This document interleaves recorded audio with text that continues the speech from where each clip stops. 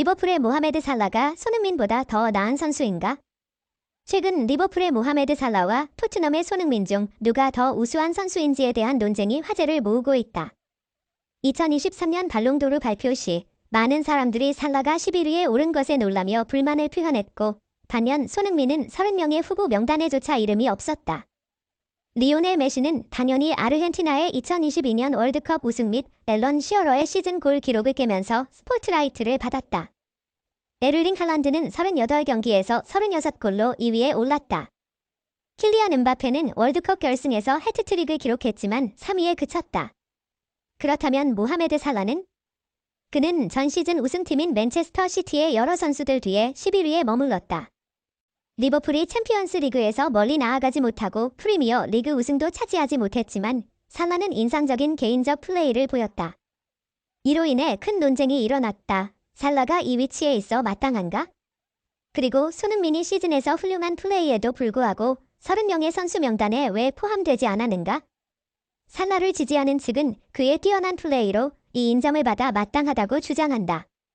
반면에 손흥민의 지지자들은 그가 토트넘의 중심이자 프리미어 리그의 최고 선수 중 하나임에도 불구하고 왜 그가 무시되었는지 이해할 수 없다고 한다. 오늘 우리는 국제적으로 화제가 되고 있는 문제와 스카이 스포츠의 보도에 따른 토트넘에서 새로 임명된 감독 포스테코글루가 손흥민을 중심으로 해리 케인 대신 팀을 재구성하려는 의도를 갖고 있다는 세부 정보를 제공하겠습니다. 최근 발표된 발롱도르 순위에 대한 대부분의 팬들의 반응은 비슷했지만 모하메드 살라는 예외였습니다.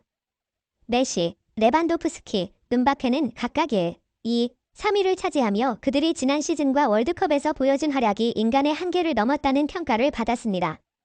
메시는 아르헨티나를 카타르 월드컵 우승으로 이끌었고, 할란드는 프리미어 리그 시즌 골 기록을 갈아치우는 등 활약했으며, 음바페는 월드컵 결승에서 해트릭을 기록했음에도 불구하고 프랑스는 준우승에 그쳤습니다.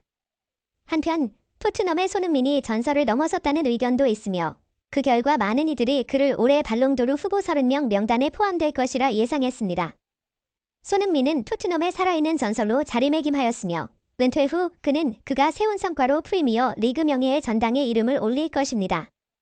이러한 맥락에서 가장 논란이 되는 문제는 손흥민이 이번 시즌 발롱도르 경쟁에서 11위에 올랐던 살라보다 떨어진다는 것인지 아닌지입니다.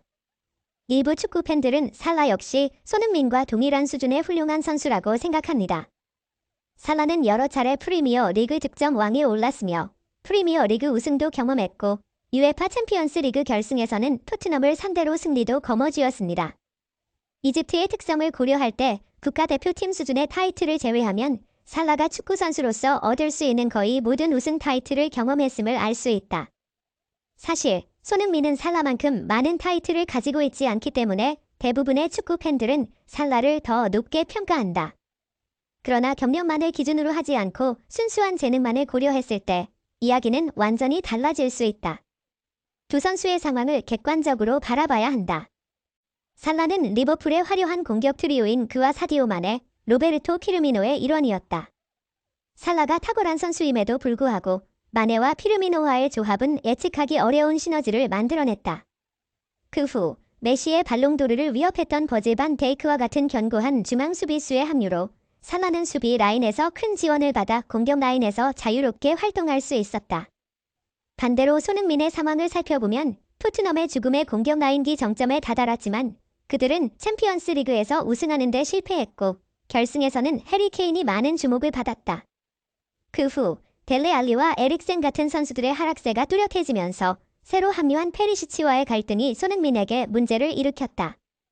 이러한 상황에서 포스테코글루 감독이 합류했을 때 그는 무리뉴 감독 체제에서 잠시 손흥민에게 유리한 환경을 조성해 주었다.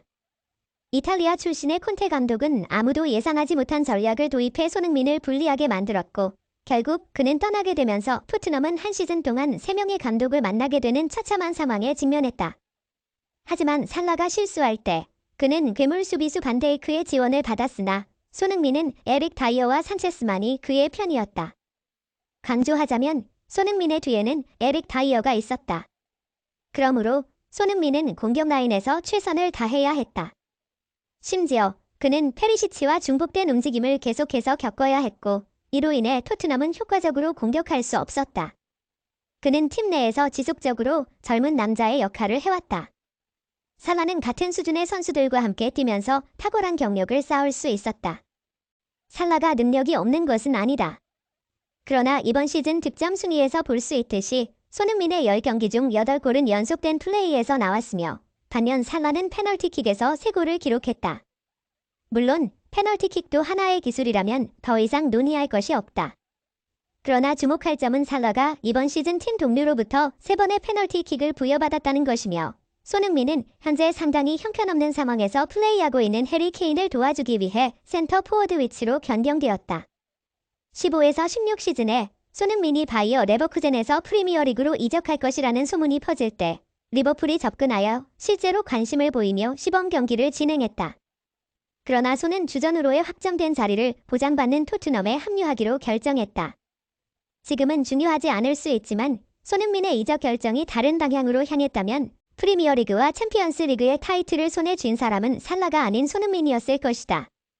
이것은 많은 축구 팬들이 동의하는 분석이다.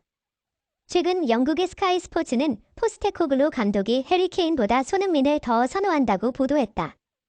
스카이 스포츠의 기사에 따르면 포스테코글루 감독은 자신의 전략의 중심에 손흥민을 놓았다. 이후 분석들은 토트넘이 포스테코글루 감독 취임 후 해리 케인을 판매하기로 결정한 이유를 이해하게 해주었다. 이번 시즌 센터 포워드로 출전할 때 손흥민은 지속적으로 상대 수비 라인을 돌파하는 순간을 창출했으며 단단한 수비를 깨트리고 공격 시도에서 최선을 다했다. 이러한 스타일은 빠른 속도가 없는 해리 케인에게는 맞지 않다. 케인은 골 넣기 위한 타겟 포워드로 자신에게 오는 패스를 골로 변환하는 데 전문성을 지니고 있다. 그러나 포스테코글루 감독은 자신의 팀이 높은 수비 라인을 유지하는 것을 선호하며 이 전술에서는 손흥민과 같은 스트라이커가 상대 수비 라인을 압박하는 것이 매우 중요하다. 상대 수비 라인이 밀려나면 수비와 미드필더 사이의 거리가 확장되며 제임스 매디슨이 손흥민이 만들어낸 공간을 채울 것이다. 손흥민은 이러한 스타일에서 매우 전문적이며 세계에서 그와 같이 수비 라인을 파괴할 능력을 지닌 선수는 드물다. 심지어 해리 케인의 이적 소문이 뜨겁게 전해질 때마다 기자들이 이 문제에 대해 질문할 때마다 포스테코글루 감독은 항상 그가 대비책을 갖고 있으며 해리 케인이 실제로 다른 팀으로 이동할 때만 걱정하면 된다고 강조했다. 새로운 관점에서는 이 감독이 인터뷰에서 자신감을 보이는 이유는 손흥민을 뒤에 두고 있기 때문이라는 주장이 있다. 이것은 많은 축구 전문가와 토트넘 팬들로부터 긍정적인 평가를 받았다. 여기까지가 오늘의 뉴스입니다. 채널 구독 및 좋아요 버튼을 눌러주시면 감사하겠습니다. 시청해주셔서 감사합니다.